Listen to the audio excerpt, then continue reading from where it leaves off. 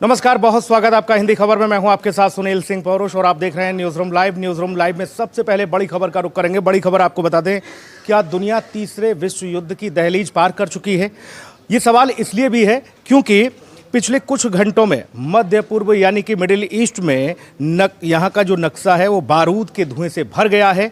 यहाँ अमेरिका और इजराइल ने मिलकर ईरान की राजधानी तेहरान पर जबरदस्त बमबारी की है, मिसाइलें दागी हैं। रिपोर्ट देखिए। तेहरान में तबाही का मंजर, अमेरिका ने चलाया खंजर। ट्रंप का वॉर, अभी और होंगे प्रहार। ईरान पर सीधा वार, क्या होगा पलटवार? युद्ध की ये आग कहां तक जाएगी? क्या दुनिया तीसरे विश्व युद्ध की गवाह बन पाएगी? आधी रात का वक्त और तेहरान के आसमान में बारूद की बारिश। एक साथ दर्जनों ठिकानों पर जोरदार धमाके। अमेरिका और इजराइल ने मिलकर ईरान की राजधानी पर वो हमला किया जिसकी आशंका पूरी दुनिया को थी। लेकिन ये सिर्फ सैन्य ठिकानों तक सीमित नहीं रहा, मासूमों का खून भी बह गया। मध्य पूर्व अब उस मुहाने पर आ गया है जहां से वापसी का रास्ता सिर्फ तबाही की ओर जाता है। सबसे भयानक मंजर अल्बरेज प्रांत के B1 पुल पर दिखाई दिया। ईरान का ये सबसे बड़ा निर्माणाधीन पुल, जिसे प्रकृति दिवस मनाने जुटे नागरिकों की हंसी खुशी से गुलजार होना था, वो अब चीखों में तब्दील हो गया है। अमेरिकी हवाई हमलों में 8 लोगों की मौत हो गई है और करीब 100 लोग घायल हैं। ईरानी मीडिया इसे नागरिक नरसंहार कह रही है। तेहरान ने साफ कर दिया है कि सिविल इंफ्रास्ट्रक्चर पर यह हमला युद्ध अपराध है और इसका अंजाम अमेरिका को भुगतना होगा। इधर वॉशिंगटन में राष्ट्रपति डोनाल्ड ट्रंप के तेवर बेहद आक्रामक नजर आए हैं। ट्रंप ने सोशल मीडिया पर हुंकार भरते हुए कहा कि ये तो बस शुरुआत है, अभी और भी हमले होने बाकी हैं। ट्रंप ने इस पुल को ईरान की ताकत का प्रतीक बताया था और अब उसे मलबे में तब्दील कर दिया गया। इजरायली वायुसेना के साथ मिलकर किए गए साझा ऑपरेशन ने साबित कर दिया है कि अमेरिका संयम की नीति छोड़ चुका है। लेकिन इस युद्ध के बीच अमेरिका के भीतर भी एक बड़ा धमाका हुआ। अमेरिकी सेना के chief of staff general Randy George ने अचानक से इस्तीफा दे दिया। युद्ध के बीच सेना प्रमुख का पद छोड़ना सामान्य नहीं है। सूत्रों की अगर माने तो ट्रंप प्रशासन और रक्षा मंत्री पीट हेग्सेथ उन अधिकारियों को हटा रहे हैं जिनकी वफादारी पर उन्हें शक है। जनरल जॉर्ज, जो बाइडेन के दौर के थे, उन्हें तत्काल प्रभाव से रिटायर कर दिया गया। क्या युद्ध के बीच नेतृत्व का ये बदलाव अमेरिकी सेना को कमजोर करेगा या और भी घातक बनाएगा? तेहरान की गलियों में गुस्सा है और बदला लेने की कस्में खाई जा रही हैं। दुनिया डरी हुई है कि अगर ईरान ने तेल की सप्लाई को रोक दिया या इजराइल पर मिसाइलों की बौछार की तो ये आग पूरी दुनिया को अपनी चपेट में ले लेगी। ट्रंप की चेतावनी और ईरान की निंदा के बीच मानवता एक बार फिर से हार रही है। सवाल बड़ा है, क्या ये संघर्ष अब थम जाएगा या हम तीसरे विश्व युद्ध की दहलीज पार कर चुके हैं? ब्यूरो रिपोर्ट, हिंदी खबर। उधर इस्लामाबाद में देखिए, पाकिस्तान, सऊदी अरब, तुर्की और मिस्र के विदेश मंत्रियों की अहम बैठक हुई है और ये बैठक क्षेत्रीय तनाव को कम करने और शांति पर चर्चा को लेकर हो रही है।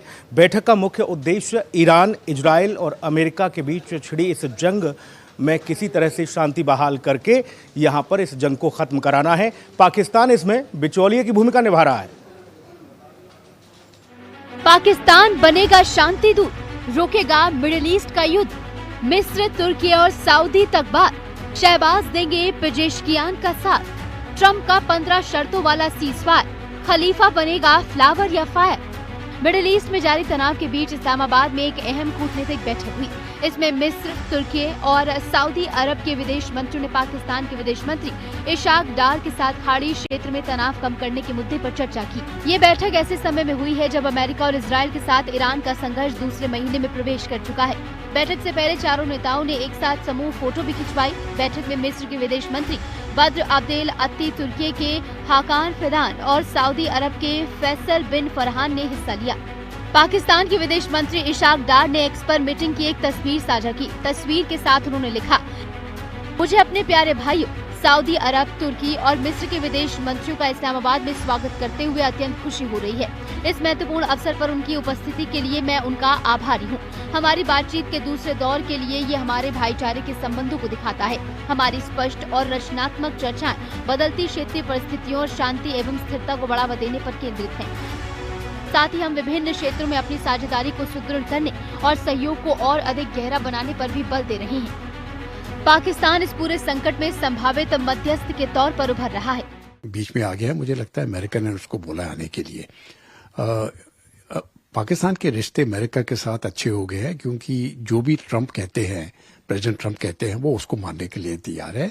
और दूसरी बात, जहां तक ईरान की बात है, जब ईरान के रिश्ते जो अमेरिका के साथ समाप्त हो गए थे और उन्होंने अपनी एम्बेसी अमेरिका से हटा ली थी, दोनों देशों ने अपनी एम्बेसी विड्रॉ कर ली थी, उस समय पर पाकिस्तान ईरान के इंटरेस्ट को अमेरिका में संभाल रहा था। तो पाकिस्तान और ईरान के रिश्ते बहुत पुराने चलते आ रहे हैं। इसलिए मुझे लगता है कि प्रेसिडेंट ट्रंप ने आदेश दिया कि पाकिस्तान को, और वो फिर आगे आ चुका है, उनको लोन्स की भी जरूरत है आईएमएफ से, तो वहां पर भी मुझे लगता है वो चाहता है कि अमेरिका उसकी मदद करे। इससे एक दिन पहले पाकिस्तान के प्रधानमंत्री शहबाज शरीफ ने ईरान के राष्ट्रपति मसूद पेजेशकियान से बातचीत की थी। बैठक से पहले इशाक डार ने अपनी तुर्की और मिस्र के समकक्षों के साथ अलग अलग द्विपक्षीय वार्ता भी की। इस दौरान क्षेत्रीय हालात के साथ साथ सहयोग बढ़ाने के मुद्दों पर चर्चा हुई।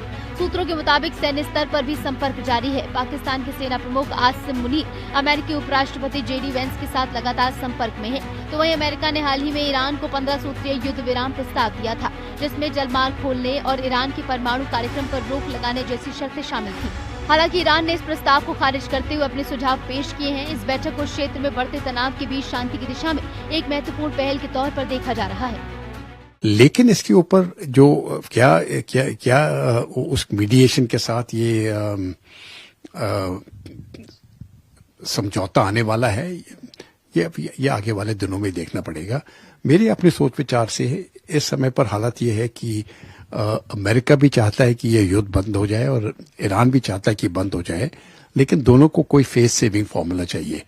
अगर किसी न किसी तरह से दोनों एक साथ मिलके और बाकी देश भी इनके ऊपर दबाव डालें, जैसे कि भारत, रूस और चीन, तब जाके हो सकता है कि ये शांति आ जाए।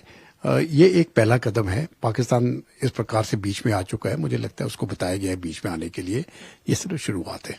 बैठक के बाद पाकिस्तान के विदेश मंत्री इशाक डार ने कहा कि हमने क्षेत्र में जारी युद्ध को जल्द और स्थायी रूप से खत्म करने के संभावित तरीकों पर चर्चा की। मंत्रियों और प्रतिनिधियों को इस्लामाबाद में अमेरिका और ईरान के बीच संभावित वार्ता को लेकर जानकारी दी गई। इसके अलावा चीन पाकिस्तान की उस पहल का समर्थन करता है जिसके तहत ईरान और अमेरिका के बीच बातचीत कराई जा सकती है। उन्होंने कहा कि पाकिस्तान इस बात से बेहद खुश है कि ईरान और अमेरिका दोनों ने बातचीत के लिए पाकिस्तान पर भरोसा जताया है। स्पेशल रिपोर्ट, हिंदी खबर।